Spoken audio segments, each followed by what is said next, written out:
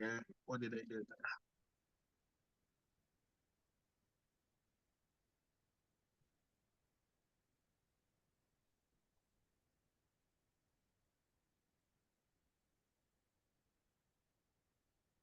Here we go. Okay. Good evening and welcome to the Zoom meeting, the meeting for the Human Relations Commission of the City of Boulder. Bienvenidos a esta reunión de Zoom de la Comisión de Relaciones Humanas de la Ciudad de Boulder.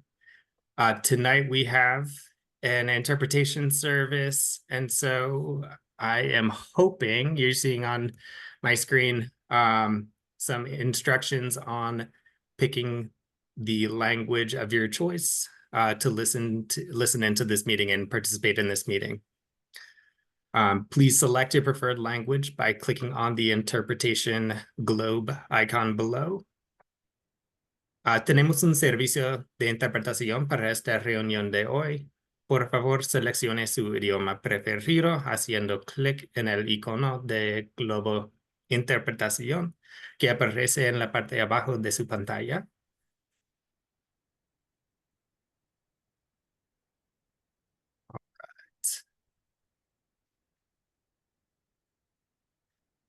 Before we begin tonight, I'm going to run through some guidelines for meetings using an interpreter.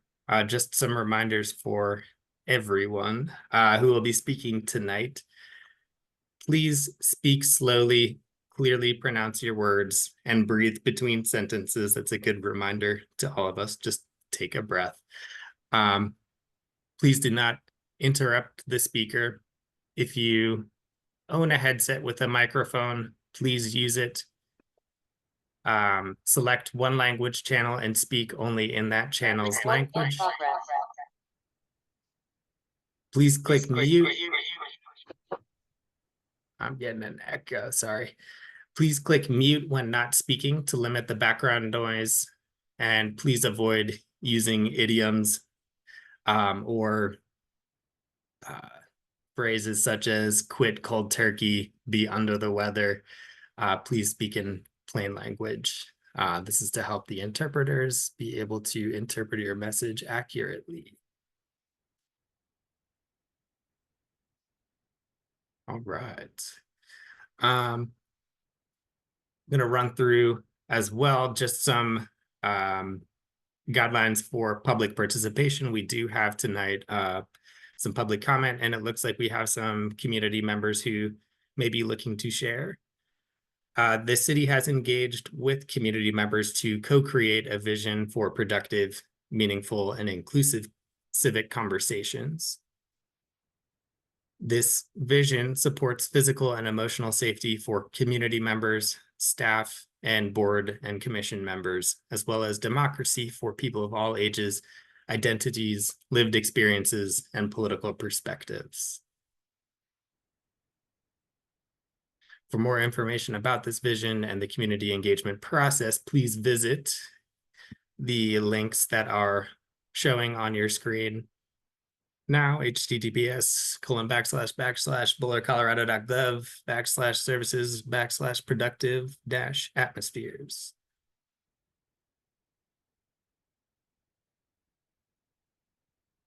All right, so since we do have public participation, I'm going to run through some rules. The following are examples of rules of decorum found in Boulder Revised Code and other guidelines that support this vision. These will be upheld during this meeting. All remarks and testimony shall be limited to matters related to city business. No participant shall make threats or use other forms of intimidation against any person. Obscenity, racial epithets, and other speech and behavior that disrupts or otherwise impedes the ability to conduct the meeting are prohibited. Participants are required to sign up to speak using the name they are commonly known by, and individuals must display their whole name before being allowed to speak online. Currently, only audio testimony is permitted online. Oops. And that is all that I have there. I will note we have some community members who are I'm seeing in the audience. For those that would like to speak in the public comment section, we will ask that you raise your hand and we'll call on you and unmute you when we get to that section.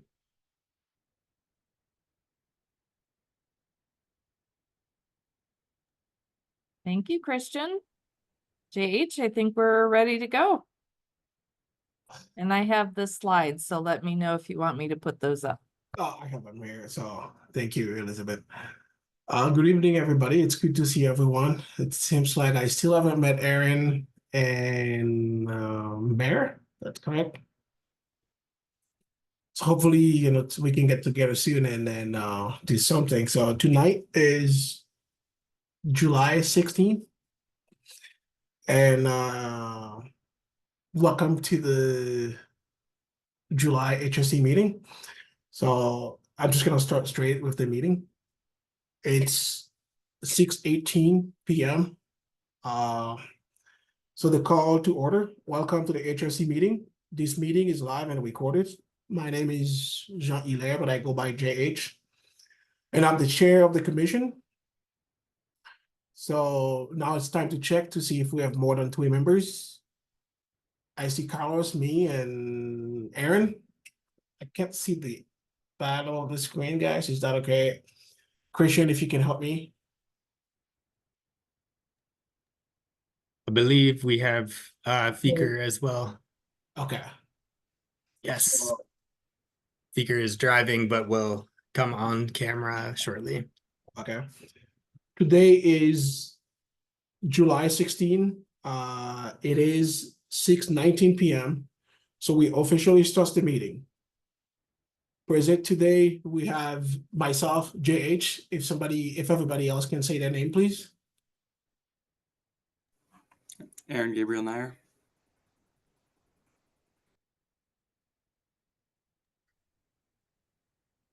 Fikri Yekub.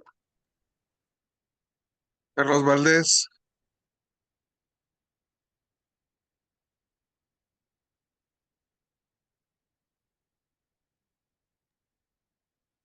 Christian Phillips, City of Boulder Housing and Human Services. And Elizabeth Crow, City of Boulder Housing and Human Services. Thank you.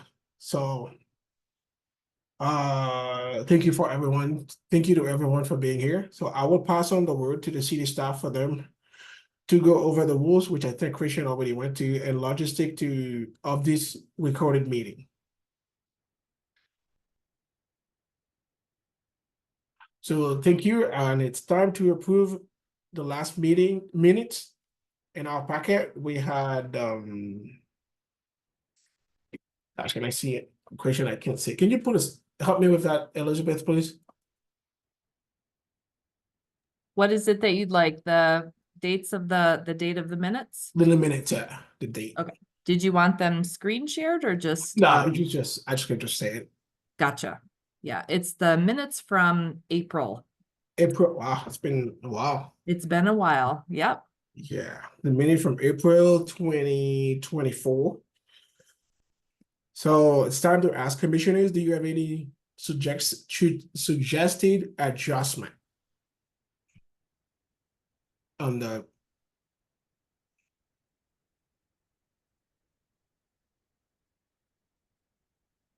but if not, No. we can move on to make a motion to approve the July 16 meeting minutes. Who would like to take a motion? Yeah, so moved. Who will second the motion? I second. Oh, they can make it fast. All in favors? Say hi.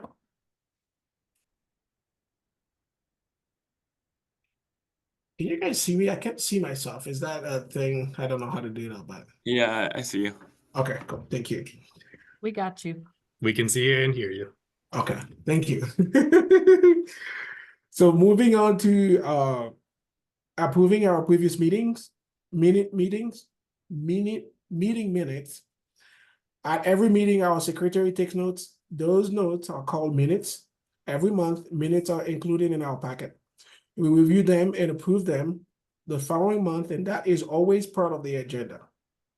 Any adjustment to the minutes?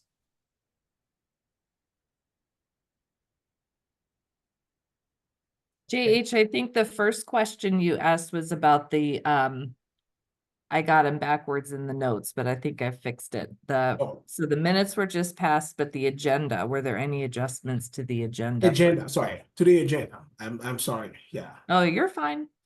And this is, I'll just put up this slide. This is the brief slide version of the agenda. Folks need to look again here.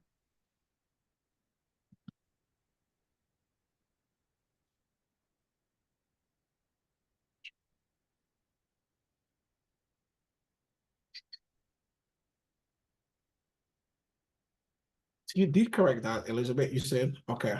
Yo no creo tener ningún ajuste a la agenda.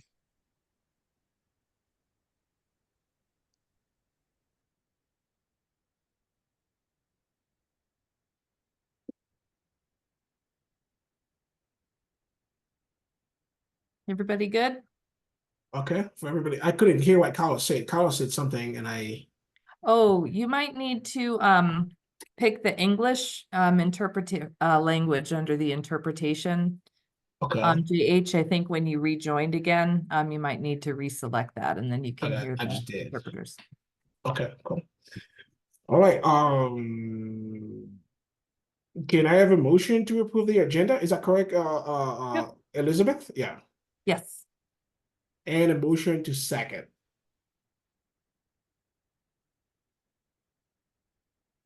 I motion to approve the agenda for today's meeting, July 16, 2024. I second the motion. All in favor, say hi.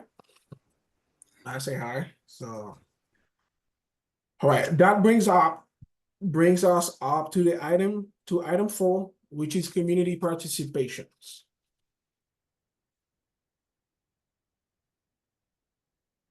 For community participation, members of the public join our meetings and contribute.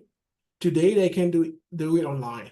Each participant has 3 minutes to share and staff has time to respond. Community members can sign up in advance. Christian, has anyone sign up to speak? So I think tonight, we do not have a sign-in sheet. I think we have, looks like 3 attendees that have tuned in. If they are interested in sharing for public comment, we should have them raise their hand and I can unmute them and get a timer up on the screen for public comment.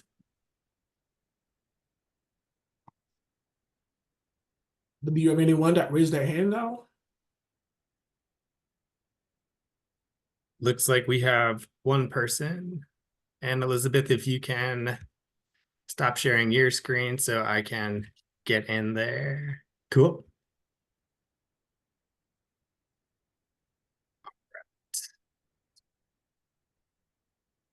Yeah, we have 1 person, Mark Fear, and I am going to.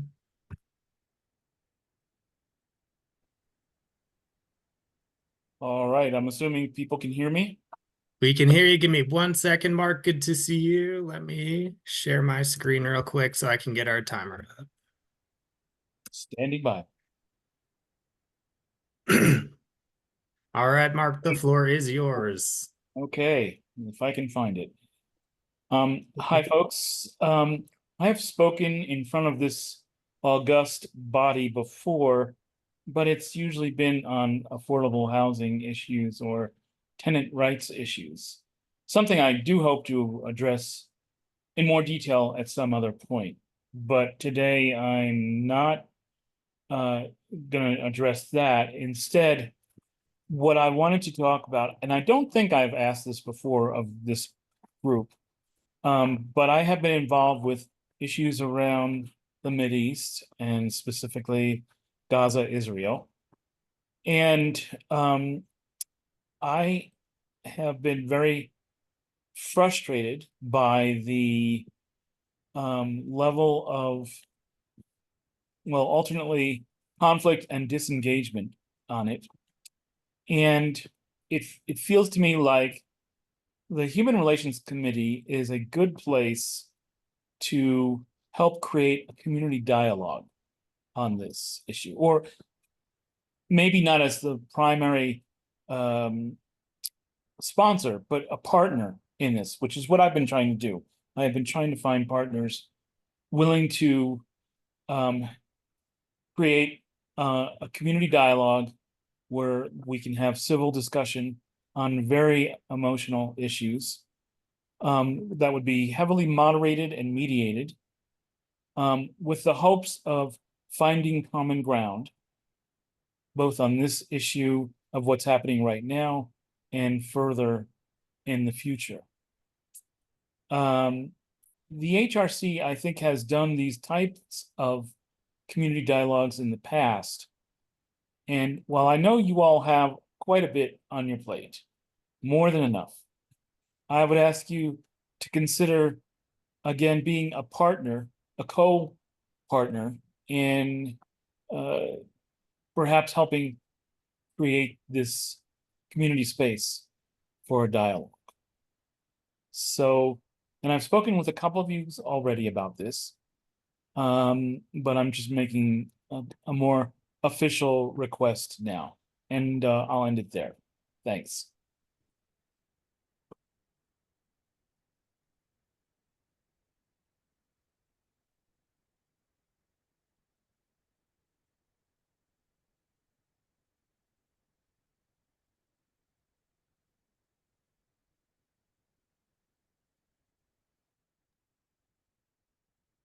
All right, thank you, Mark. Right. Oh.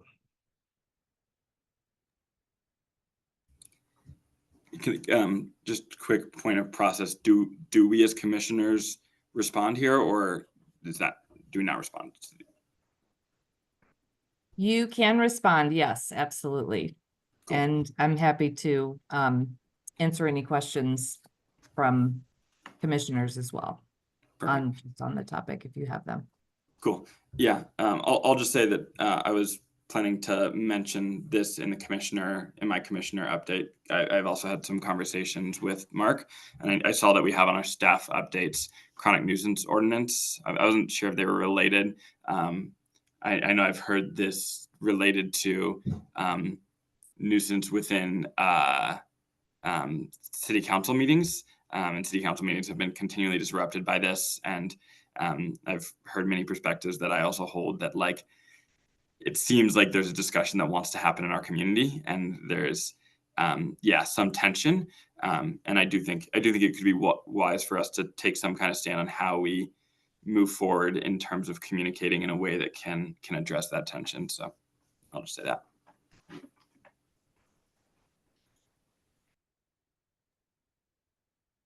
I can share briefly that the chronic nuisance ordinance that's mentioned later on is a completely different topic.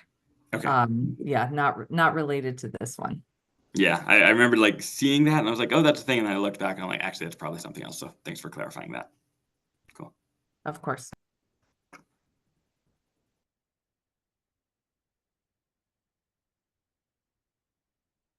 So Mark, thank you for talking to us tonight, but I just want to make sure I'm careful of what I'm gonna say.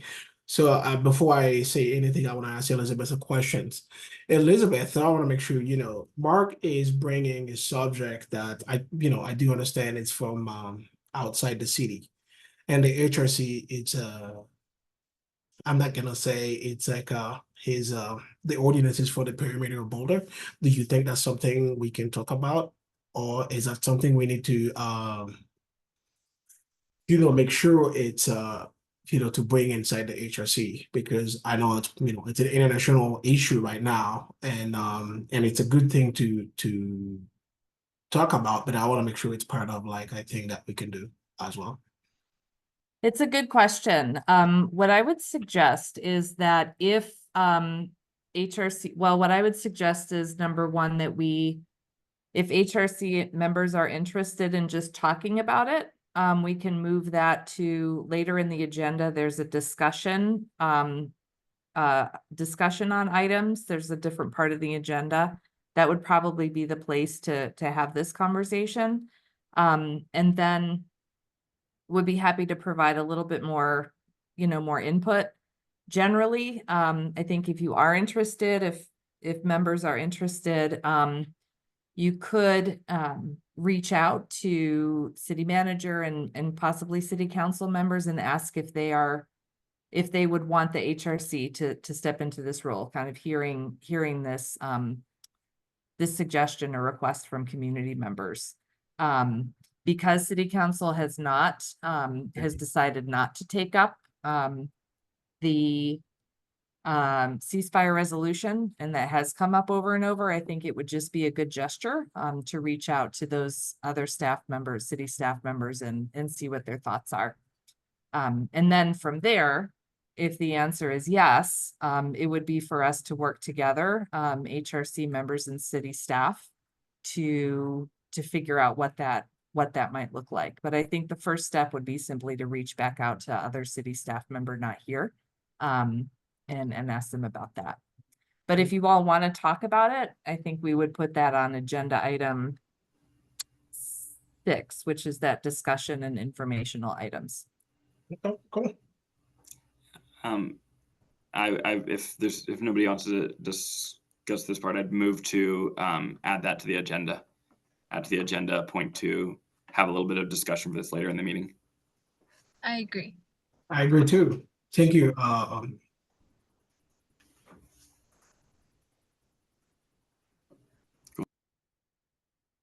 Cool. Okay, we'll add that there.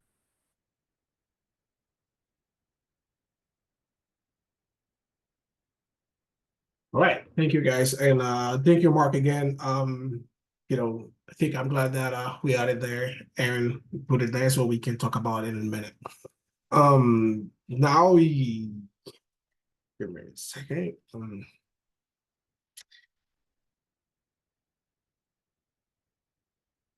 Time improves. So that's 5 now, Elizabeth, is that correct? If I may ask? Yep. And Okay. I'm just making this one change, adding this discussion item to the slide. And then I can put the slides back up again, and I believe Taylor Ryman is up next for the first action item on minimum wage, but Okay, cool. give me just a minute there, Taylor.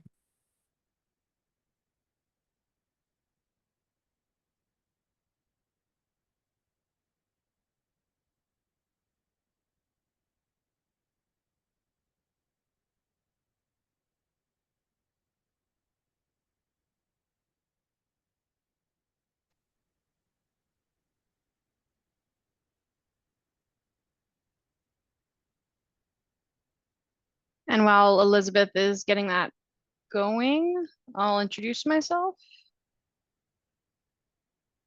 Okay. Hi, everyone. Taylor Ryman. I use she, her pronouns with the City of Boulder in the Climate Initiatives Department. Last time we talked was, I think, April, if memory serves me. And we were in the middle of our engagement window during that time. So it's great to be back with the HRC and to tell you a little bit about how our engagement ended up going. We have currently a draft report, a couple draft reports, and will orient us all back into the issue, the unique approach that this engagement effort took. I will go through the report at a very high level just because of the volume of information. It's hard to get into too many details, but I will be available at the end for questions. Can we go on to the next slide? Questions for the commissioners. And I believe you got the report in your packet of materials, so hopefully folks have taken a look at that. But our 2 questions for tonight are, do you feel like reports accurately reflect the perspectives you are hearing in the community about the potential impacts of increasing the minimum wage? And do you have suggestions to city staff about how to make this information easy to read or understand? Next slide. I like to keep this slide in the presentation because I want to acknowledge the tremendous support we have gotten from our municipal partners who are part of this effort, but also community organizations who have representatives on the teams that have been facilitating this work and these deliverables since September of last year. The 5 cities that you see on the slide, their logos are the city of Boulder, the city of Lafayette, Louisville, Erie, and Longmont. The 5 of us have been working together since September to complete an economic analysis that is being done by a consultant now, and those materials are also nearly ready, as well as doing staff-led engagement efforts around minimum wage. The council meeting right now is scheduled for August 22nd in Boulder, and the 4 other cities have different meetings scheduled for us to come and present the information that we've found over the course of the last 10 months and get council's direction on whether or not we would like to move forward with drafting an ordinance. Next slide.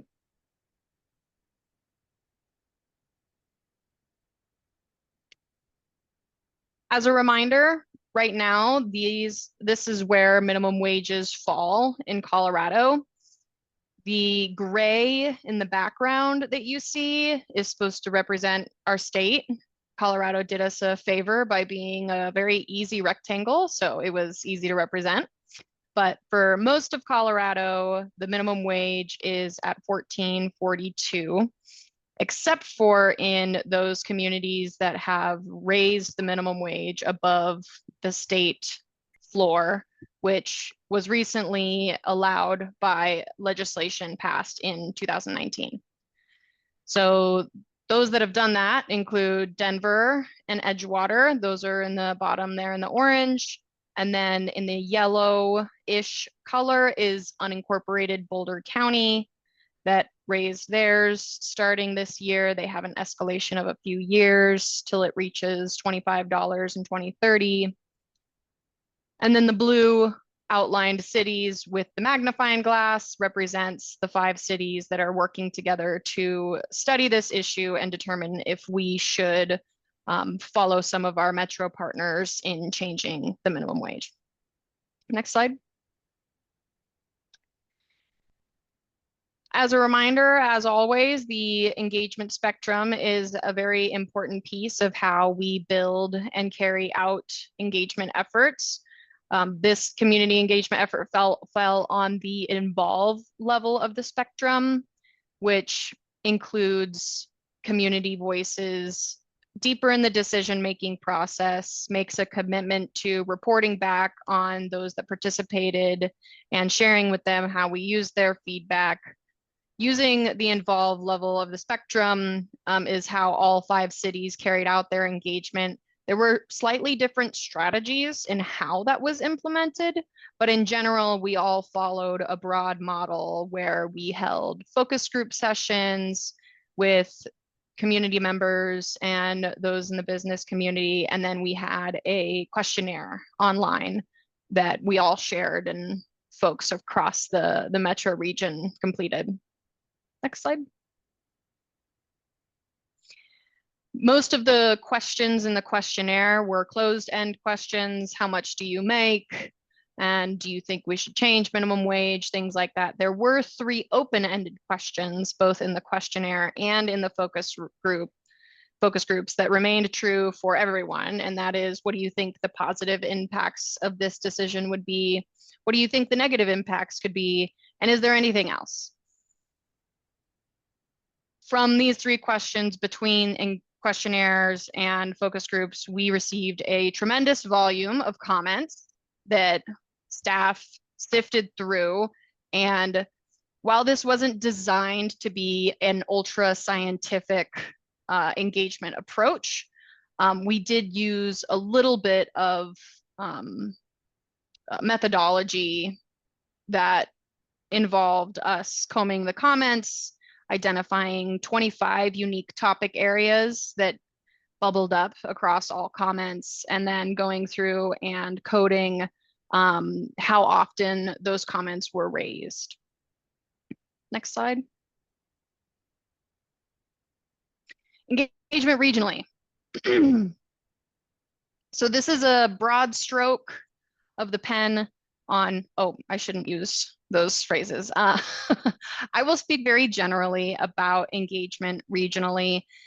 The themes that come up in this next section are themes that span across all engagement in 5 cities.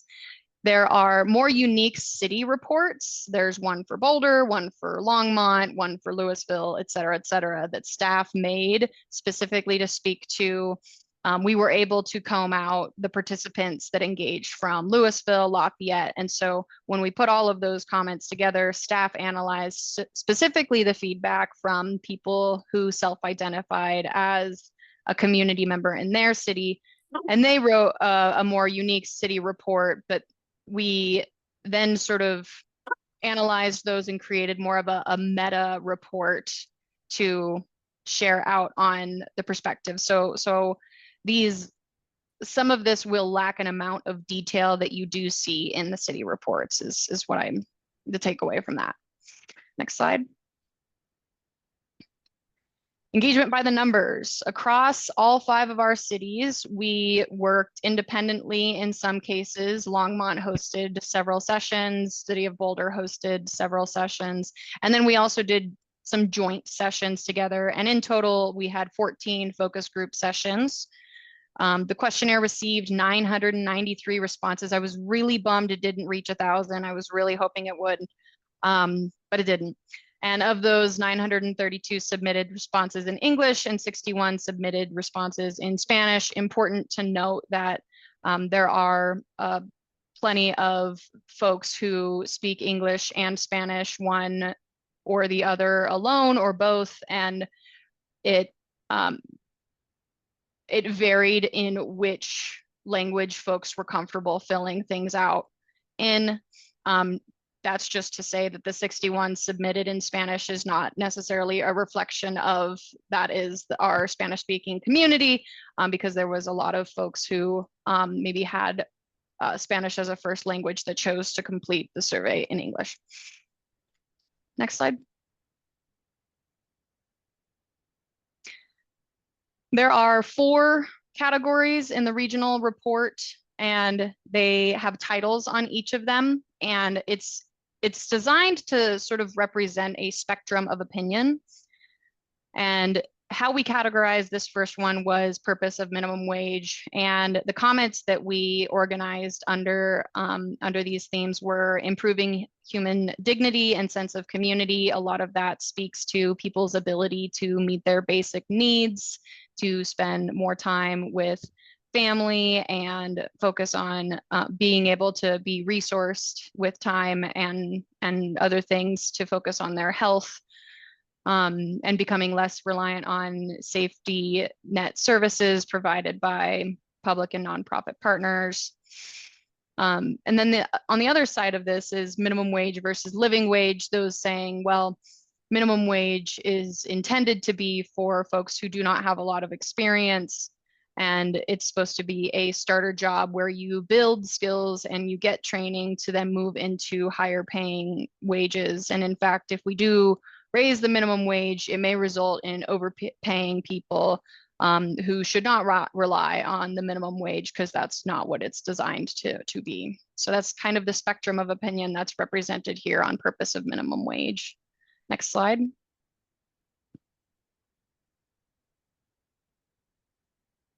You got it, Elizabeth.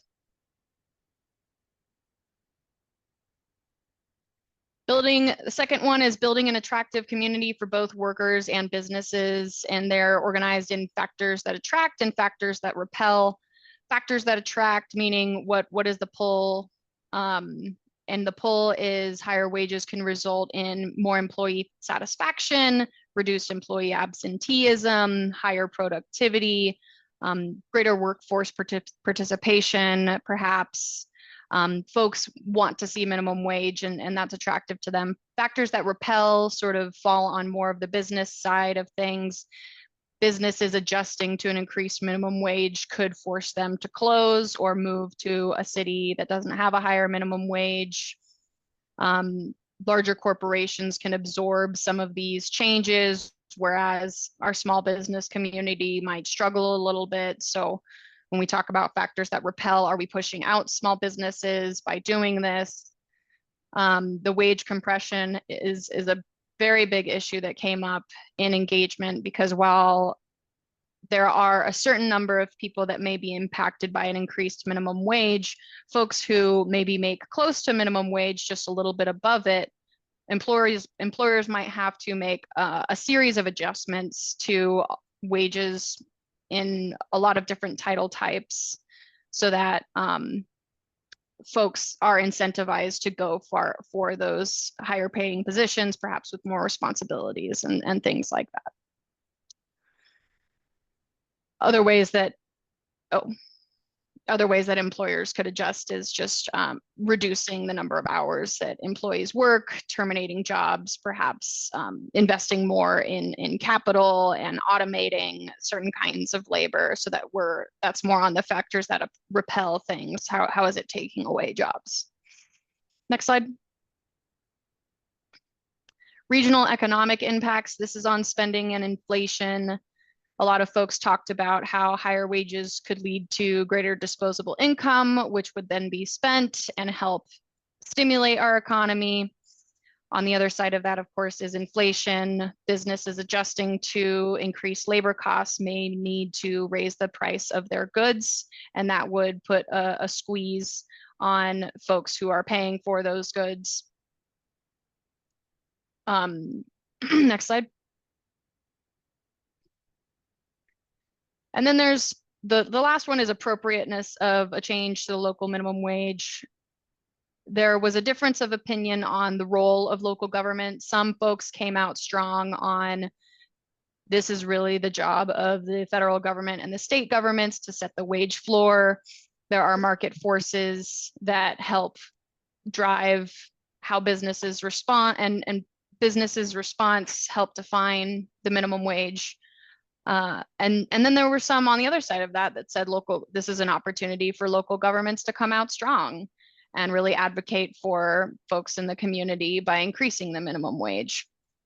The other side of appropriateness of a change is that, well, this is, as much as we're struggling with affordability and all of these things are very true, there are a lot of other policy strategies that we could be looking at, and minimum wage is just not the appropriate solution for addressing affordability.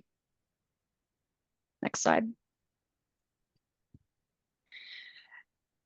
This slide talks about sector-specific impacts. So in the engagement feedback, there were a few kinds of industries that really bubbled to the top, comments that we heard either frequently or not frequently, but just because they weren't said frequently doesn't mean that if they were true, they wouldn't have a great impact on the industry that it spoke to. The three that are listed here are restaurants, childcare providers, and agriculture. There's a lot of nuances in each of these and how they would respond to a higher minimum wage. I can certainly answer questions around that, but we can move on to the next slide and get into, I believe, the Boulder specific report. Engagement in Boulder. Thank you. So by the numbers, so what we just talked about was the regional report. That's all 5 cities, and that was a very generalized description of the kinds of comments that we heard in all 5. Engagement by the numbers in Boulder. So among that, about 1,000 questionnaire responses, and among the folks who participated in focus groups, 98 were from Boulder, 390 of questionnaire responses identified as Boulder community members. And this is where things got a little bit different, is because in Boulder, we were noticing that we weren't reaching as many people in the community as we had hoped to. We weren't having necessarily the numbers or the kinds of business representation that we were hoping to see at some of the focus groups. So we implemented additional strategies that went well above and beyond the engagement model agreed to by the 5 cities. And the other 4 cities also did some additional strategy work on their side. But for Boulder, it was 4 drop-in visits to the FF Food Bank, 8 hours in total, where we were in the waiting room and talking to program participants as they were waiting for their appointments, just educating folks about the issue and helping them fill out the questionnaire with iPads.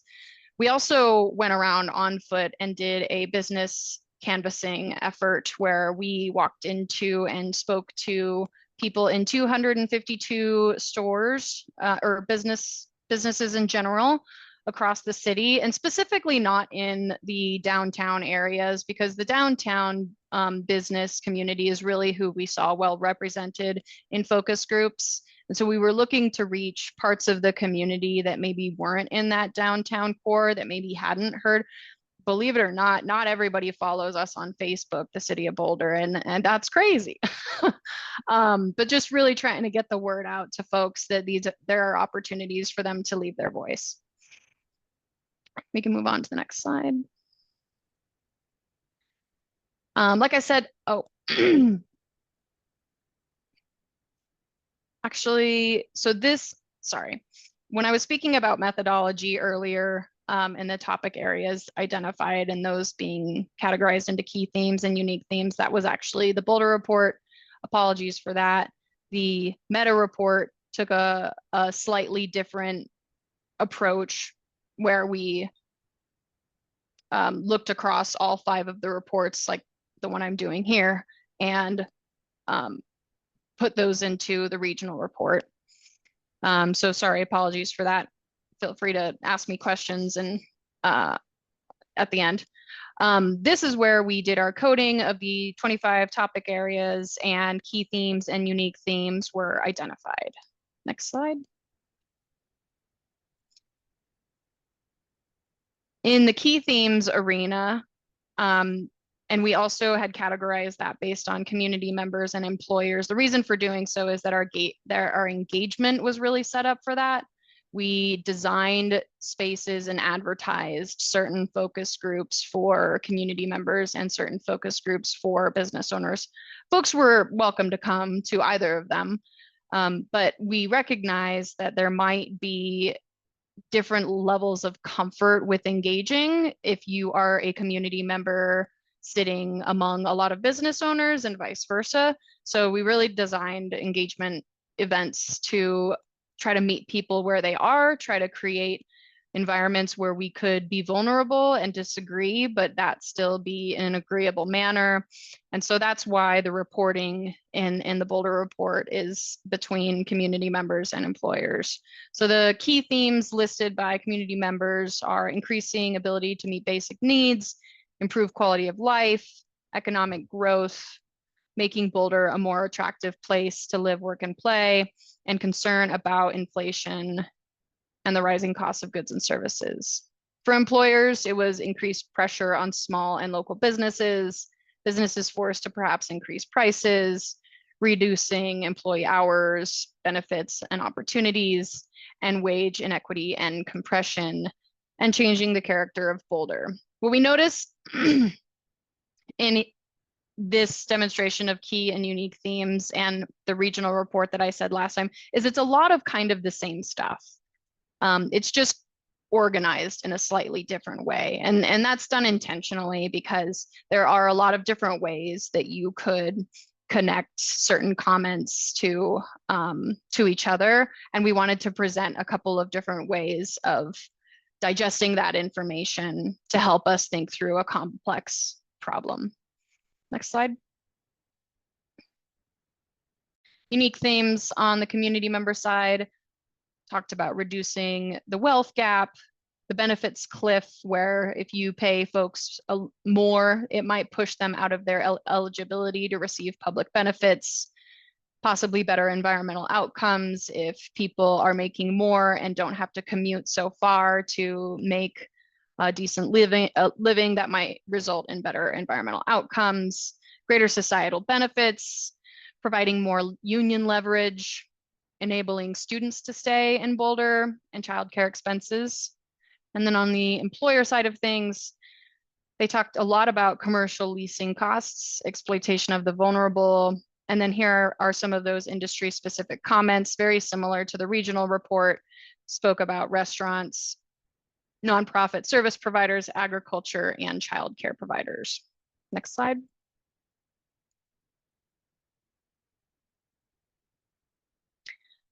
So that wraps up the report, and feel free to give me feedback on this. First off, it's the first time I'm presenting on it, and I toyed in my head with which one makes sense to start with. I decided to go with regional first and then Boulder.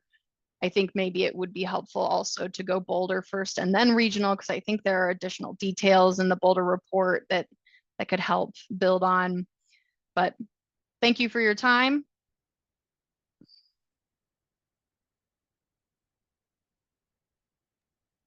And Taylor, your desire right now is to get some input from HRC members on these questions. And you also, I'm trying to remember about our conversation last week, wanted to give folks a time to respond after the meeting for a certain period, right? Pardon me if you already said that. I just want to capture it in the notes. Totally. Yeah, if folks have feedback or questions, I'm here to take them now. Talk to Elizabeth, and by tomorrow, end of day, if there's anything else that comes up, we are currently finalizing this deliverable and putting some design elements on it. So it would be helpful to make sure the content is all locked down. So if anything comes up in your between now and tomorrow at 5 p.m., we'll take written feedback as well.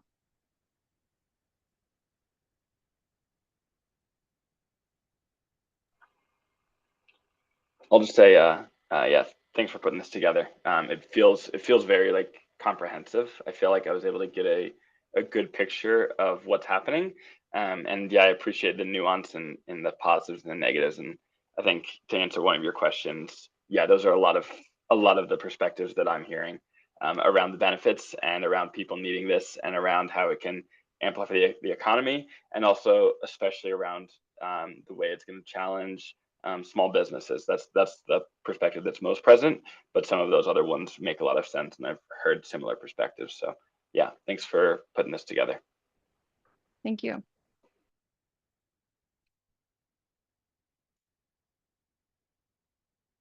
Yo también creo que este resumen que nos diste está muy completo.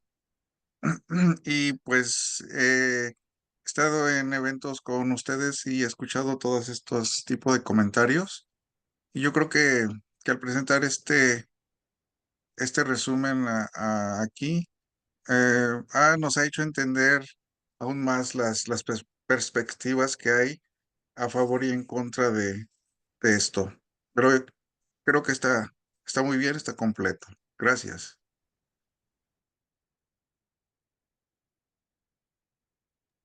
I'll also kind of echo what Aaron and Carlos have said. I totally agree. It was such a great presentation, very engaging and very comprehensive. I think there's a portion I don't remember exactly how you worded it, but you were saying something about opponents of raising the minimum wage said there might be other solutions to providing economical support to people in these positions. I think it would be helpful to kind of know what those other solutions are, or what examples opponents are suggesting, because nothing would cross my mind, but there are some concerns, like valid concerns with raising the minimum wage. So it would kind of be nice to kind of brainstorm some solutions, or keep it in the back of everyone's mind. Yeah, and I can respond a little bit to that. Obviously, there's housing, which is one of the biggest costs that folks are struggling with, right? And we are doing a lot in that arena to try to create more housing affordability. There's also health care challenges. I heard from a lot of business owners like, gosh, I would love to raise minimum wage, but healthcare is super expensive. And so for those that provide healthcare, also raising the wage was something that seemed pretty impossible. And there was the FAA Family Act that was passed at the state level that has been putting a squeeze on employers. But how I understand it is addressing affordability. There are kind of like two options. You lower the price of stuff that we buy, or you raise how much people make.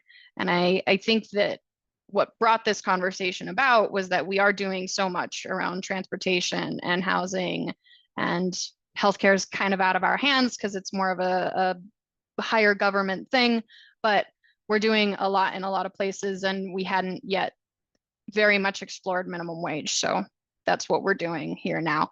Elizabeth is also doing a lot around the universal basic income pilot, which I think is super cool.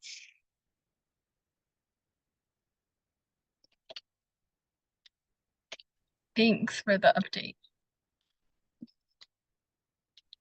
I have a question.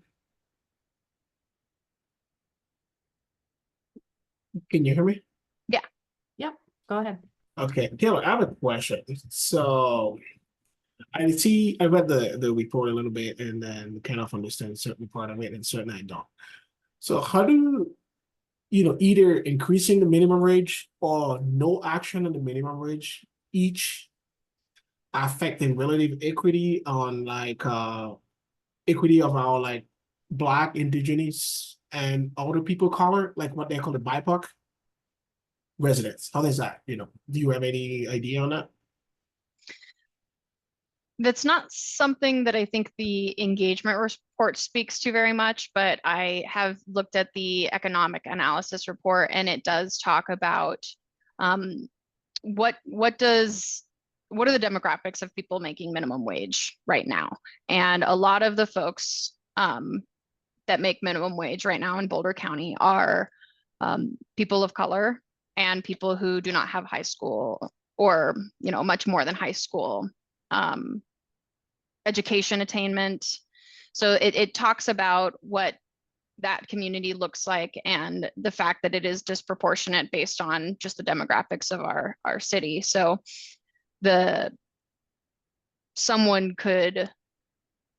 we can suppose that a change in minimum wage would help address racial wealth disparities. Is that what your question is? It has more numbers that I don't have on the top of my head, but the economic analysis side of this work does address the question that you just asked. Well, I couldn't find much on it. That's why I asked you the question. To see if you have any additional information. Does that make sense? Yeah, I don't want to speak too much to the economic analysis just because it's not finalized yet. And I don't want to get too far ahead of that deliverable. But the question is a fair one to ask, and Thank you. it's important.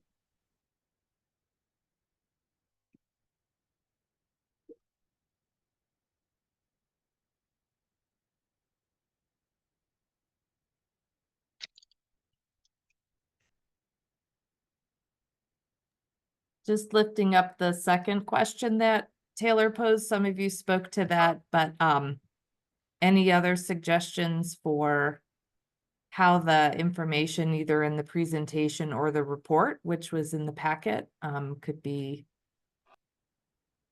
better shared with community members? Yeah, I think I would just kind of plus one what I heard Fikar start saying as well, of the parts where it's like there's critiques of why it wouldn't work. It would be really interesting to hear if there's discussions or proposals about like what makes them workable, rather than it's like, okay, it's challenging for healthcare and agriculture and childcare agriculture. If it's like in the report, that's kind of like reasons to not do it, and it would be really nice to have more perspectives of like, what are other ways of mitigating these negative impacts without just tossing the entire thing out.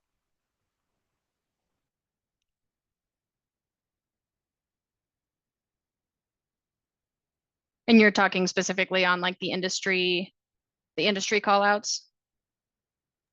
Yeah, I mean, I think the direct industry callouts and then the effect it has on small businesses are two of the ones that are most present for me. That would be like the biggest reasons people would vote no on this. And so I think it would be very useful to give another alternative. Rather than vote no, here's other things that can be done to mitigate those negatives.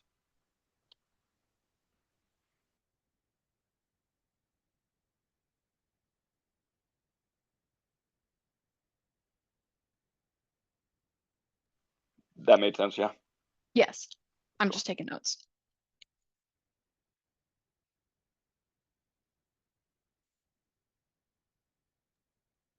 And it does sound like if JH, if we're inferring from your question that folks would be, will be interested in seeing that economic analysis report when it's final, that Taylor was referring to as well. Yeah, sure, I agree with that.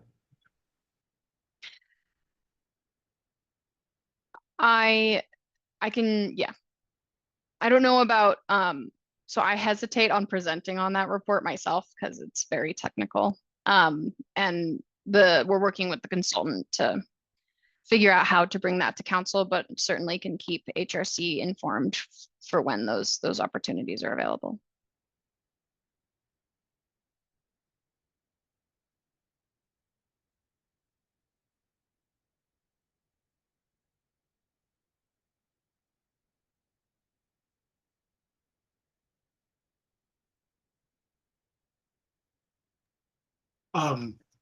The last question I have, Taylor, is are you looking for feedback right away, or if we have a feedback, can we get back to you later? Yeah, for sure. Okay. Figured it's a long report and I tried to do it in 15 minutes. But if you would like to spend more time digesting the presentation and reading the report, tomorrow at 5 p.m. is when I was hoping to get any final feedback to send along to the team. Okay. All right.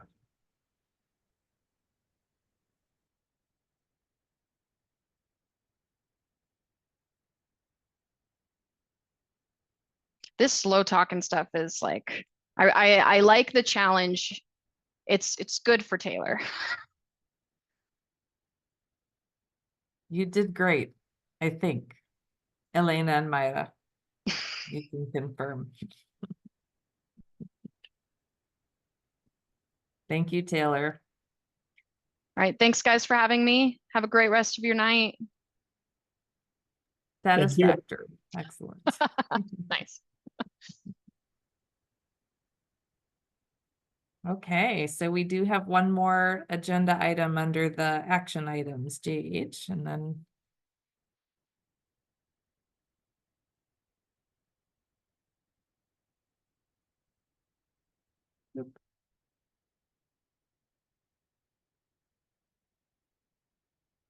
which is the debrief on how for commissioners that went to some of the June events, Immigrant Heritage Month, Juneteenth, Pride events, etc. So wanted to hear back from folks who might have participated in those.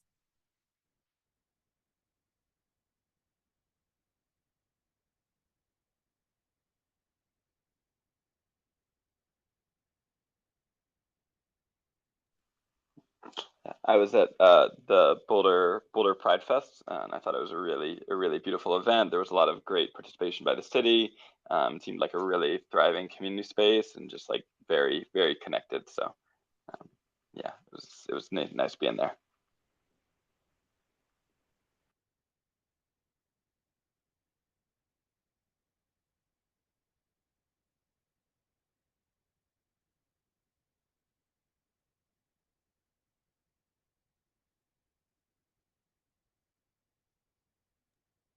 La verdad, yo me disculpo porque no pude asistir a ningún evento en este mes que pasó.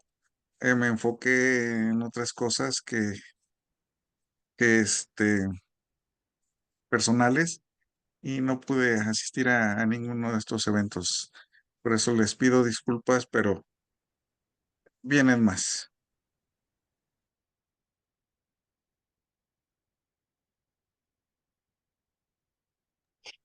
You. Similarly, I wasn't able to attend anything this past month, but looking forward to other ones coming up.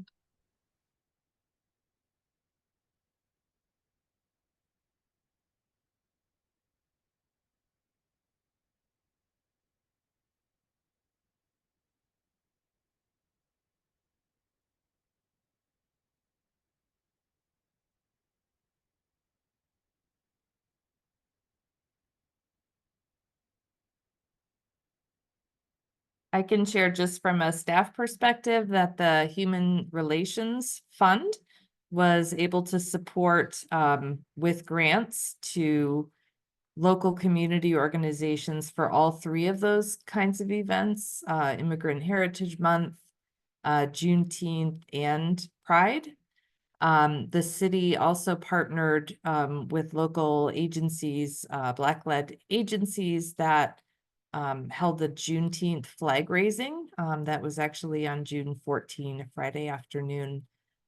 We were inside again for rain or the chance of rain, I think for like the second or third year in a row. But it was a really great event. We had music, food, and some really beautiful kind of presentations and testimonials from local community members as well. And we do have our Human Relations Fund. I actually could say it really briefly because I didn't include it in our staff update slide, but the Human Relations Fund continues to also have grants going out beyond those very specific events this spring. And there are some that they're working to make decisions on in the next couple of months. And so we'll update your work plan spreadsheet. If you recall, Ingrid had started having a page there just with all the kinds of community events that are relevant to the HRC's work that you can go to at any time, whether you talk about it at a meeting or not. So we will continue to update that spreadsheet for you to review.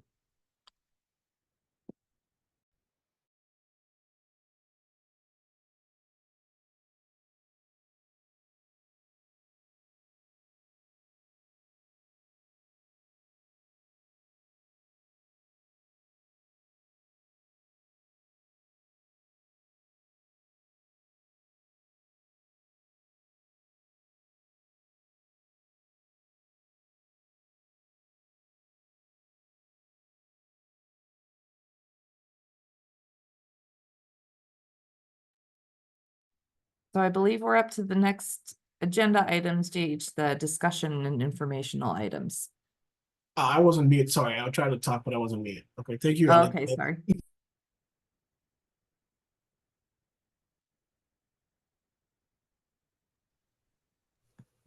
Now we are at the part of the meeting where we have discussions and informal items. As a reminder, we do not need to vote, but I invite commissioners to participate openly. So, I think one of the things is what Aaron, it's a subject of Mark Fewer. Is that, I hope I say his name properly. I think so. And Aaron put it there, and I think if we have anything else, we can put it out there. So there were two other things on that for that agenda item. One was a topic that Carlos wanted to talk about again regarding human trafficking training. Carlos, did you want to speak to that, or do you want me to address what we talked about?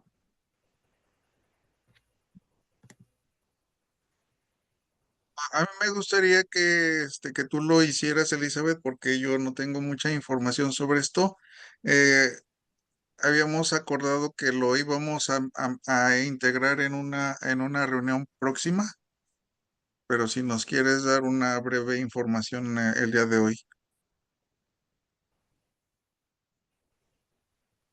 Sure. So Aaron, this will be new information for you, but several months ago, back in the spring, Ingrid had shared with the commissioners that the city of Boulder was going to be having a presentation to our staff on the topic of human trafficking in our community and what it looks like, what kinds of people are people who may be experiencing human trafficking, what sort of myths or stereotypes we might have, how to recognize it, and then what we can be aware of so that we can have less of it in our community.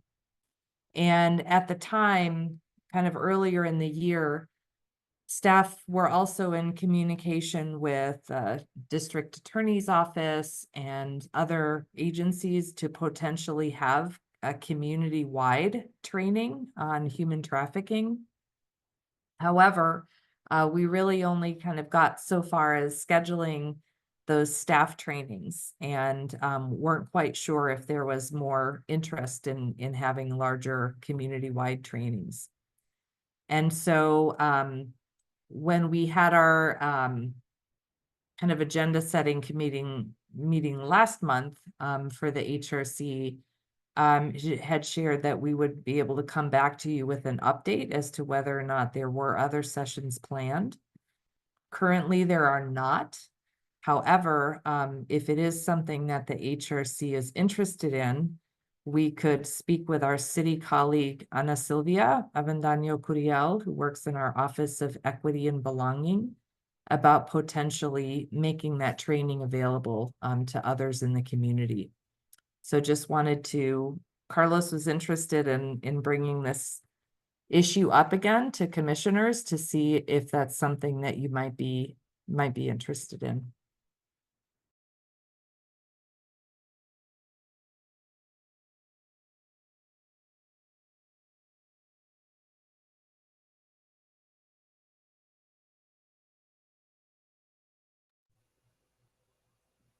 So I think, can you guys hear me? Is that? Yeah. Okay. I think what, that like subject, Elizabeth, about, I think it was right before you came in, 2 years ago. Almost, I think. I tried to bring it up with Clay. And I felt like there was so much dead end and because one thing, is there a new office in the city that's especially for that right now, or how do you move forward? Because I tried with Clay and it was impossible to even start any process. So the city of Boulder does not have a specific kind of office or program on human trafficking. It is really handled more at the state or the county level through the district attorney's office when those issues come up. However, we did provide work with an organization called the Laboratory to Combat Human Trafficking. That's who actually gave the training session to city staff who were interested. It was about maybe like a 90-minute, so like an hour and a half or maybe a 2-hour training from that staff with the Laboratory to Combat Human Trafficking. So if the HRC were interested in holding something like that again, we would, our colleague Ana Silvia would help us get in touch with the woman who did the training for the staff. That could be one option. I think we'd have to talk with them again, and you'd probably want to hear about what was involved and kind of talk about what some options are before making a decision. But if you're interested, we could certainly help that communication along. Well, I am, because I would love that, because I have tried with clay and I felt like, you know, it would be good to start over again and see where I get with that, if possible.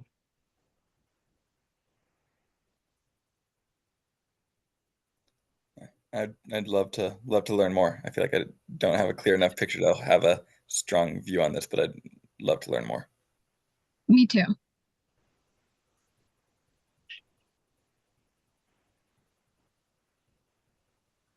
And Carlos, is that a yes? I didn't see your, I just was scrolling down to see your reaction. Claro que sí, estoy de acuerdo y me gustaría que se llevara a cabo este entrenamiento.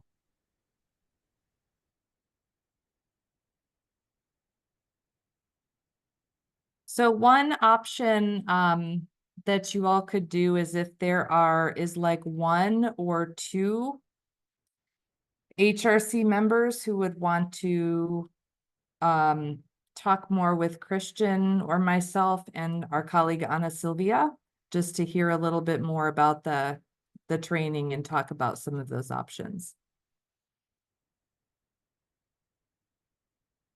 I think that might be just an efficient way to move ahead, just thinking about what that would look like. I'm happy to support if that would be helpful and be a part of that.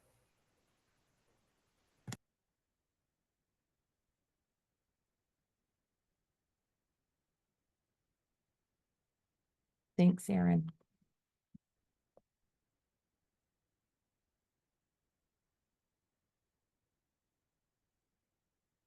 Oopsie. All right, going back and forth from the notes document here.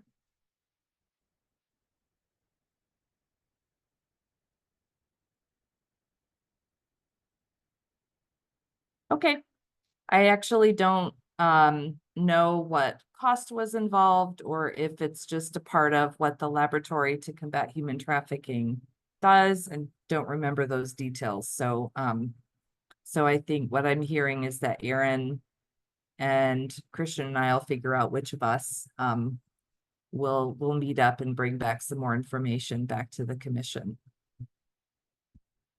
Does that sound good? Claro que sí, yo estoy de acuerdo. Okay.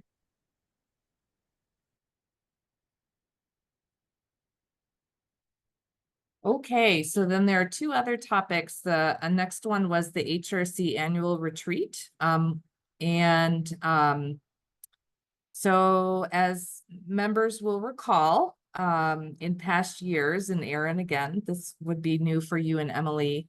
Oftentimes, in August, commissioners will have a retreat that might be held at the same time as a kind of a normal meeting, but it's just different in format, so that you can talk more about, hear a little bit more sometimes about the Human Rights Ordinance and the history of the Human Relations Commission, or maybe focus on a particular topic or how you want to communicate with each other. Last year, as commissioners might remember, we had our consultant Nia come in and led a session on how commissioners might want to use your time and engage with community members when you might decide to kind of go outside of meetings and meet with people and talk with people that way. And there were several other ideas like that. So just wanted to share that it is already July, which is hard to believe. And if you all wanted to have a retreat, similarly, maybe there would be maybe 1 or 2 of you kind of help work with staff to determine what you might want to cover, what you might want to talk about, and how you want to conduct that meeting. Most of the time it would be an in-person meeting, although again, it wouldn't have to be, it would be up for us to decide.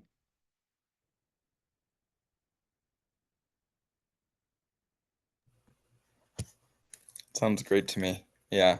I know my August is a little full, but I'm hopeful that we could find some time that could work. I'd personally be very interested in in-person meeting. I feel like, yeah, the ability to navigate and dive deeper into discussion feels a lot greater in person.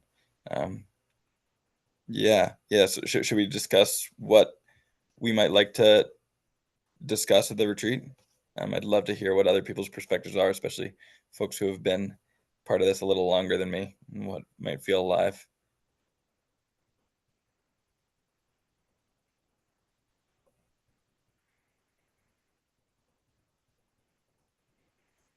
From what I recall, I think the retreat, we spent some time talking about how HRC is ran and like any thoughts that as the members have on what changes we'd like to make, what's been working well, what hasn't been working well. That's like a portion of it, from what I recall.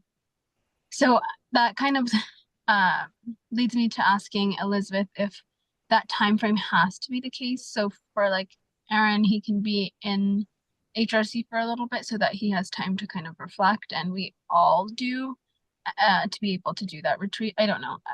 I'm open to any date. I don't believe there's anything in the handbook that says it has to be in that month.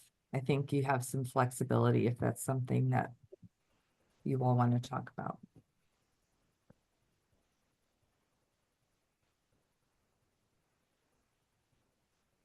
Yeah, and I feel good with it being August as well. Like, I think sometimes it's fun to just get tossed in the deep end. You learn a lot that way. How long is the retreat usually? I don't know if you said, maybe I misheard, didn't hear you say it, but.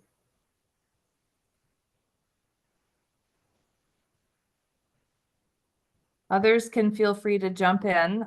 Usually it's around, a couple of hours, and with food, maybe just a little bit of more informal time together to chat.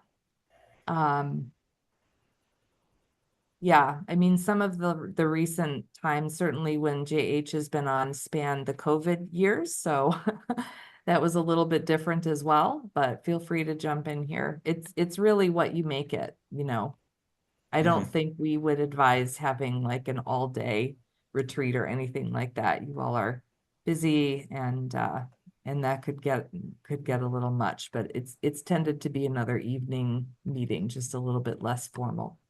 Cool. That's great. What other topics do we usually discuss with them kind of spacing? Yeah, so a couple of years ago, what I recall, and that was, I think, the first that Ingrid and I were actively kind of helping you all with this retreat. Lucas Markley, who was formerly one of our city attorneys who no longer works with the city, he came and did that overview of the human rights ordinance, and talked a little bit about what is considered to be human rights issues per se in Boulder. I think we might have touched on that a little bit last year as well, and then Nia came in and again had that conversation about how HRC members were interested in engaging with community kind of outside of these sorts of meetings. And Christian, I know, has been thinking a little bit about this, just anticipating what you might be interested in. If you want to jump in here, Christian, as well. Yeah. So what I can share, being 2 months into this work myself, so maybe just a little bit newer than Aaron, is what we have in terms of program data, such as like HRO claims, human rights ordinance claims, the failure to pay wages claims, sort of like bird's eye view. This is what we're seeing, and any trends or anything like that. Anyone who had worked with Ingrid previously will know she kept fantastic records, and so she left me with a very nice package of sort of some historical data in the time that she was in the office, that I can share, as well as I reached out to Roberto Ramirez, who is our new, for lack of a better term, Lucas in the city attorney's office, who is more than willing to come share and talk with you all about sort of like what a human rights ordinance claim or failure to pay wages claim sort of lifespan looks like.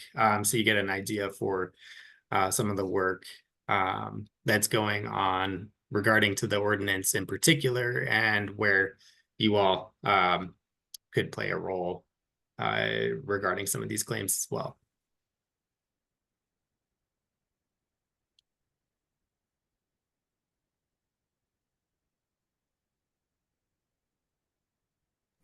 Sounds like an interesting thing to dive deeper into. Cool.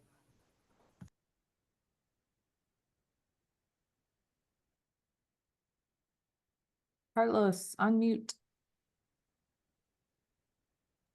Perdón.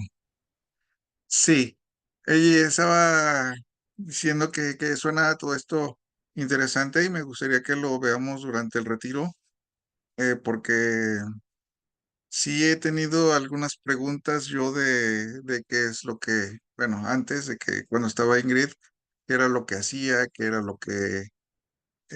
cómo podían llegar hasta ella, cómo podían hacerle preguntas, todo eso, y pues a veces yo no tenía esas respuestas, pero si nos dan toda esta temática, yo creo que sería interesante verlo.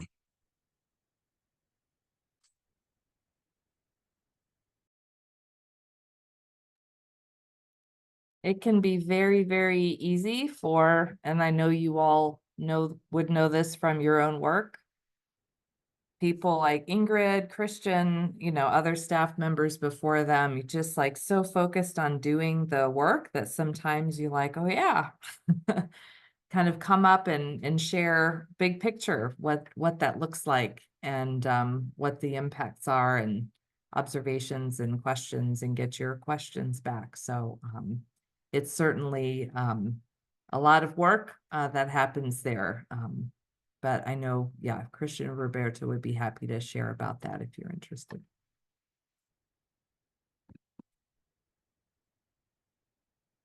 So also, it would be up to commissioners, but if you want to have a retreat, maybe there's one person or a couple. I think normally we might meet with the chair and vice chair to talk about agendas like we do for other meetings. You two could, meet with Christian and I to talk about these options just like we would normally, unless someone else is also interested in, in just kind of thinking about the retreat agenda. It's up to you all. Which would include when and where and all those sorts of things. I think, how would I put it there? I think it would be good for in a retreat now, I think, to have a little more understanding, I feel like, too, about our role. I remember, like you said, 2 years ago, we had somebody that come in and talk about it. And I feel like sometimes, as right now, the oldest member of the HRC, there are a lot that I have to talk to people do on my own research to find out. And I think if we have a retreat, we have somebody that can come in like we had 2 years ago to help the newest members, that will definitely make a big difference on I would say on the future and on the role of the new members to, they have a better idea. Even older members too. I don't think Carlos ever had like, somebody presented like why, where, when and how everything kind of fit in. So.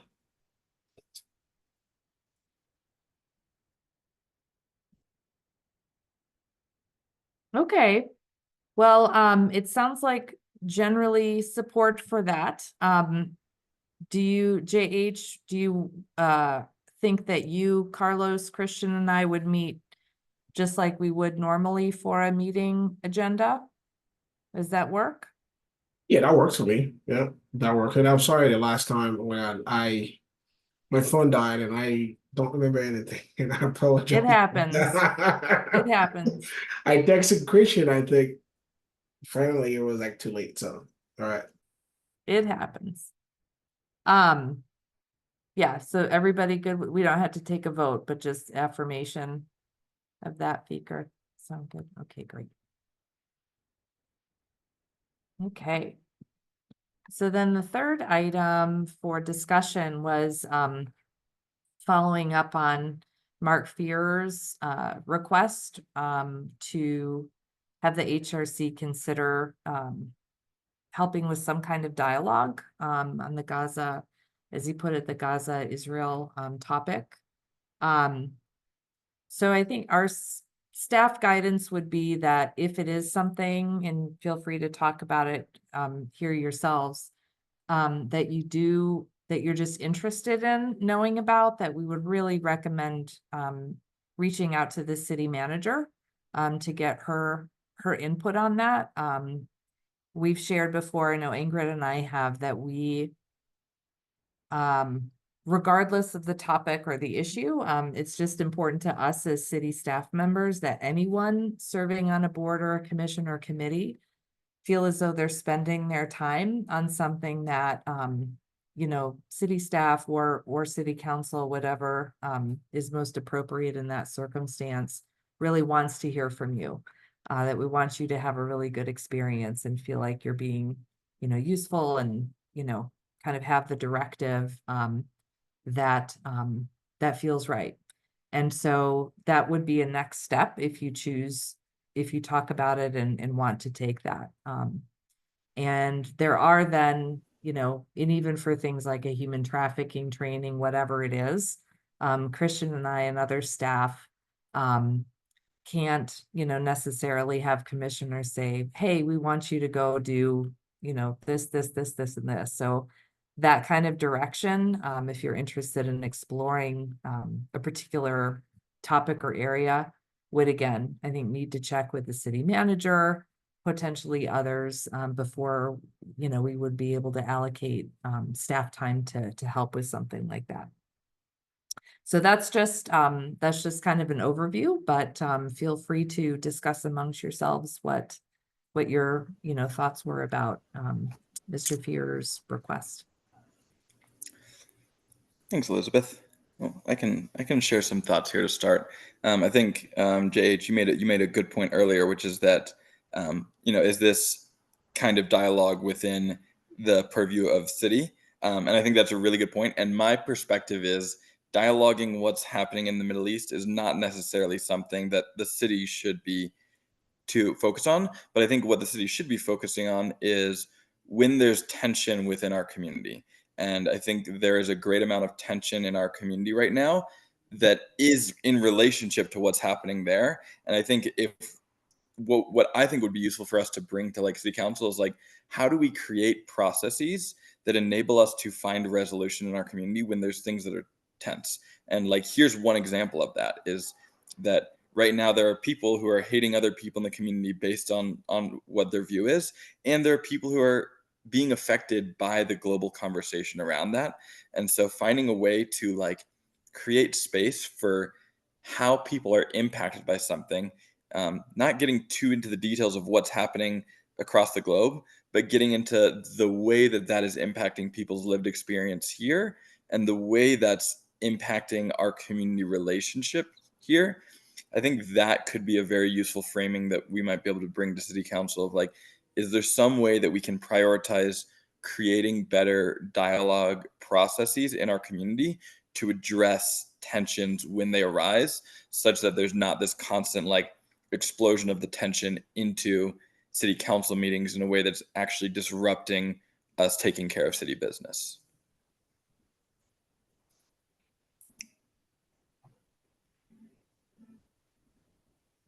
Well, Aaron, I'm really impressed, and that's the best way to put it, because I think, you know, one way or another, it affects that community here. It was like, I think think it was last Saturday or last Sunday. I don't remember exactly. I was in town and there was a protest, and you can see there were two sides, and but I was with my kids, and I kind of felt like, okay, I need to get out of here before I get heated, and I totally agree, and I didn't see it that way. And thank you for bringing that clarity. So if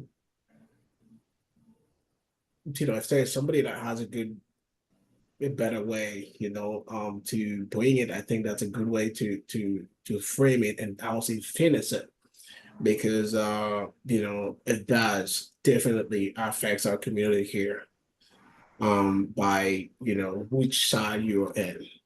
So thank you. Yeah, thanks for saying that. I'm curious if Carlos or Fika, if you have anything to add on this. I don't have anything to add, but I do agree with you. I think it is important for us to have those discussions and present it to city council. And maybe we can think of like practical ways to do that, so that our intention is to make sure people can have dialogue that is able to have good dialogue, but we don't want to cause any conflict either. Giving, especially if it's going to be a larger event or setting or something, we just want to be careful of what conflict that we might be involved in causing within the community even more. That's not to say we should avoid talking about things that are difficult. Totally.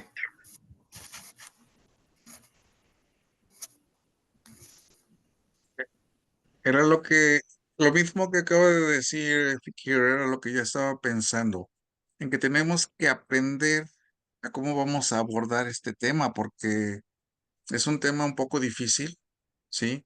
Como dijo también J.H., hay dos lados y tenemos que estar nosotros en un punto neutro, porque pues no nos podemos hacer ni para allá ni para acá, porque podemos salir afectados nosotros también, ¿verdad? Tanto como la comunidad. Entonces, para mí yo siento que es un tema difícil y ver cómo sería la forma de llevarlo a cabo y abordar pláticas sobre esto.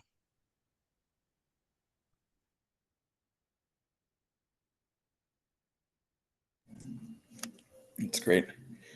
So I'm curious, like Elizabeth, if there's a recommendation you might have for where to go from this. It sounds like there's some consensus here of like there's an interest in us maybe recommending to city council to facilitate some dialogue that stays focused on community impact and relationships. So is like that a thing we would do, is like put together like some suggestion that city council makes some motion there?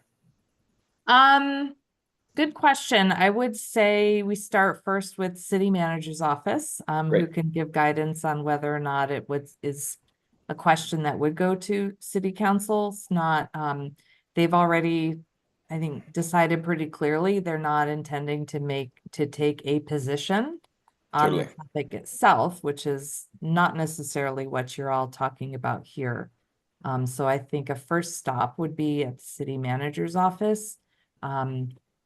What sometimes happens just with communication, outside of these meetings with city staff like Christian and myself, could be that one person would volunteer to kind of write up a short letter or email that would go to the city manager for others to review and kind of edit in that way. You're not allowed to all communicate as a group on email, but oftentimes that would go one by one, just so that you can kind of be speaking with each other and get that agreement. So that would be one way to go about that. It's kind of, it sounds like a long process. It doesn't necessarily have to be, but typically one commissioner would, volunteer to draft that up, check with the other commissioners to get their review and affirmation or any changes. And then Christian and I can certainly help get that to where you intended to go. Perfect. Cool. If y'all are okay with it, I'd love to volunteer to draft something up and I can run it by each of you. Cool. Cool. Is that a thumbs up from you as well, Carlos? Or, Yo hago la moción para que Aaron haga la carta.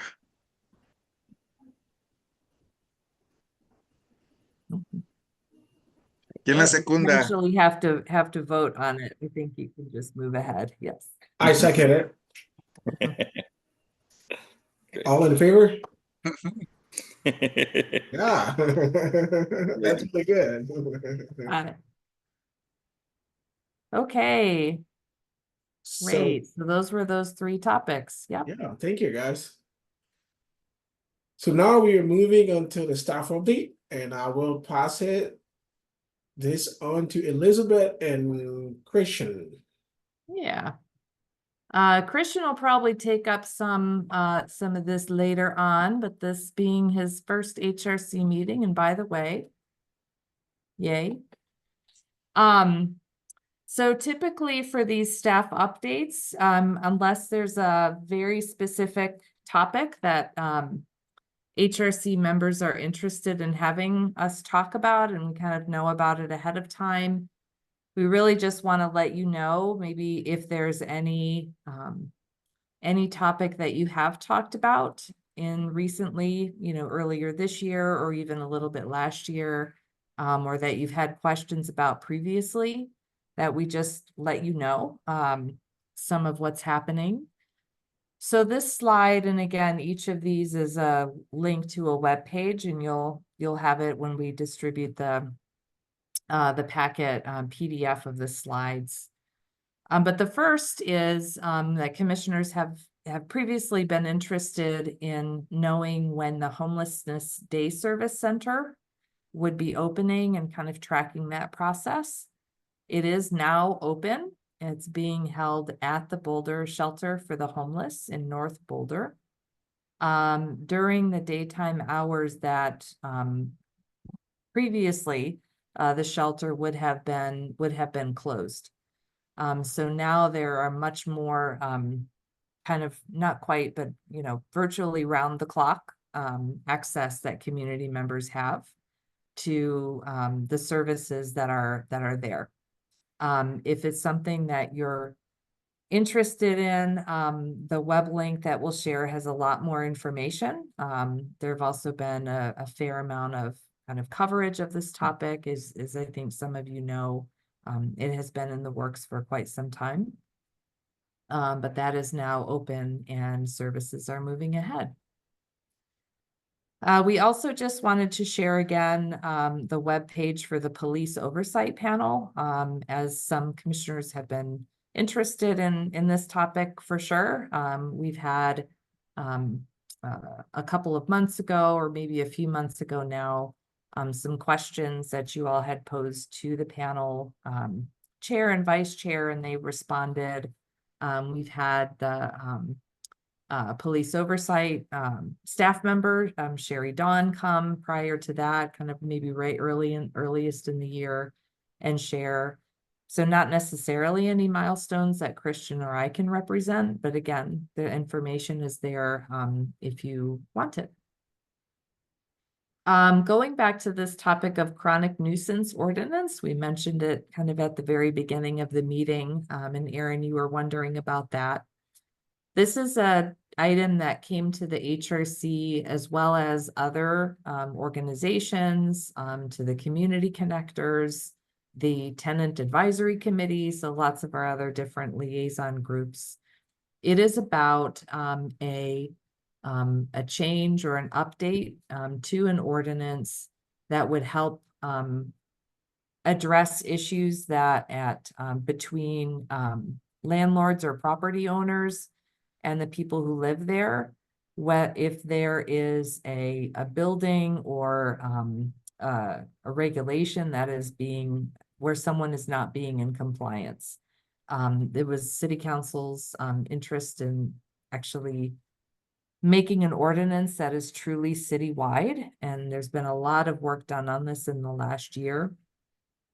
Just wanted to let you know that this topic will be going to be discussed at the city council meeting on July 25, which is coming up very soon. There is a project webpage if you're interested in that, and obviously always welcome to join city council meetings as an observer yourselves. And that leads to the next bullet point, which is just the reminder. Again, it's been discussed before. Anyone in the community is welcome to observe online or in person when they are in-person meetings to provide public comment or speak at a public hearing for city council meetings. This is something that some of you have been interested in, but also maybe questions that you're getting from community members who are wondering how to communicate with city council members. So we just wanted to provide that information again as well.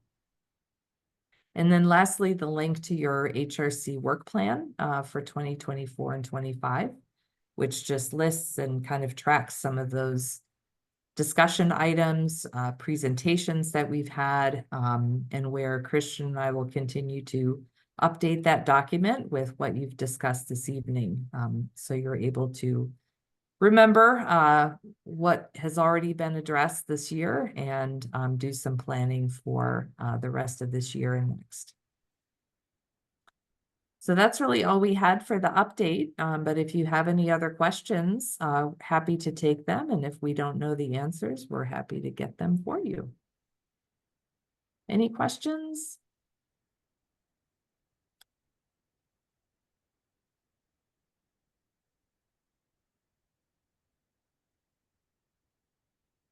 Por mi parte, no.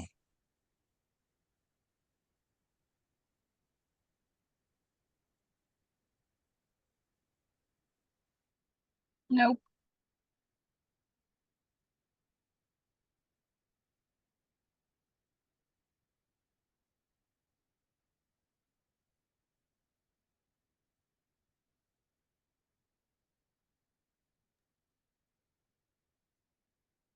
It looks like Elizabeth may have frozen. I know she is in a not super great Wi-Fi area right now. Give me 1 second. Let me try to text her and let her know.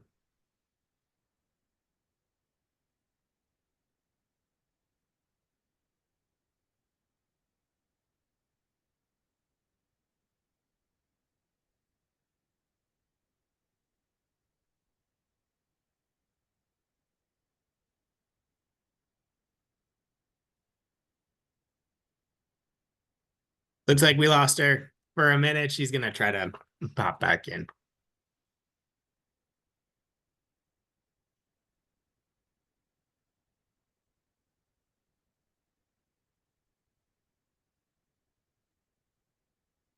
Am I back? Yes, you are. All right.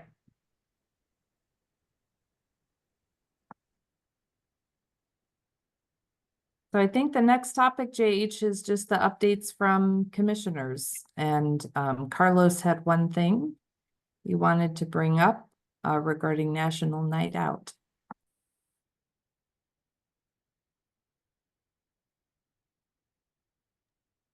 Sí, National Night Out o el Día Nacional Afuera es un evento organizado principalmente por la policía.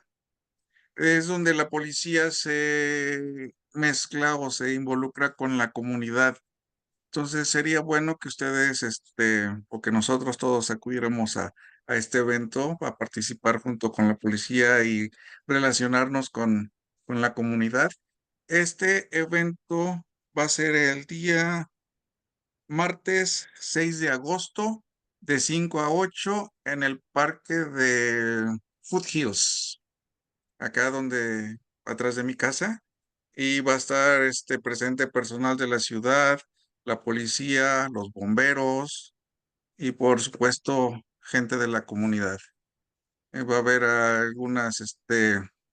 creo que va a haber piñatas, algunos eventos para niños y otras cosas. Entonces, están invitados y me gustaría que pudiéramos asistir. para relacionarnos tanto con la policía como con la comunidad. Gracias.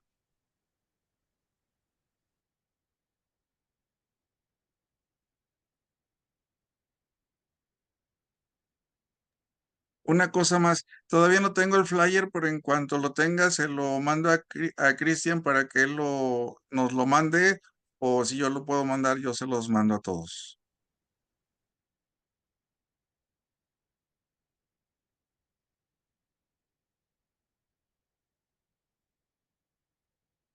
Thank you, Carlos.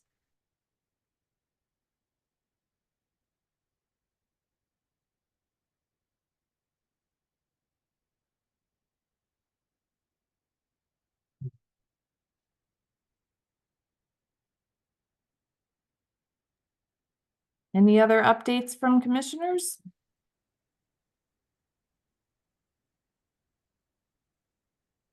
If not, that's okay. That's okay, yeah. Cool, okay.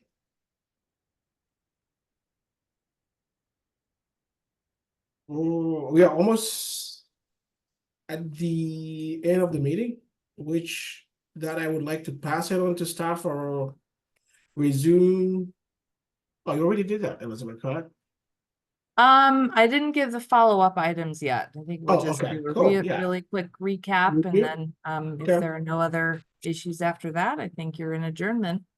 Thank you. And if I can do it in 1 minute, we could actually end maybe exactly at 8 o'clock. So Christian and I have several things to follow up on. First of all, actually last thing first. We will look for receiving a flyer for National Night Out from Carlos and be able to share that around with everyone, possibly along with the packet. Christian and I will hear from Aaron, I think sometime soon, with whatever communication you all might want to send to the city manager regarding the, kind of addressing the tensions in the community about kind of an effect from the Gaza and Israel conflict. We will speak with JH and Carlos about the HRC retreat. We'll look at our schedules. Christian and I will, and reach out to both of you in another week or so to set that up. I will just note that just for me, not even including Christian's schedule, have a lot of out-of-town travel for work in the next couple of weeks, but we'll do our best to do it at a time that works for you all. And then potentially that retreat will be in August, but again, it doesn't necessarily have to be. So we'll work on that. As well, we will, Aaron also offered to, you're on a roll, my friend. Signing up for stuff is going to connect with Christian and I, so we can introduce you to our colleague Ana Silvia and kind of have a conversation together about what whether or not HRC wants to continue with some kind of planning for a community training with a laboratory to combat human trafficking. And then from there, we will just be happy to be in touch with you all. With Taylor Ryman, who presented on minimum wage.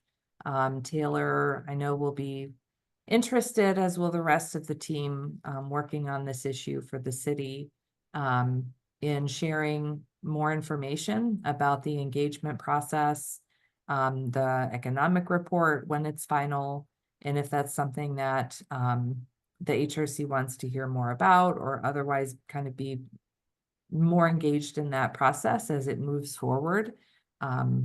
Taylor would be the person we can help you communicate with on that. I think that's it. Christian, anything else on our plates that you can recall?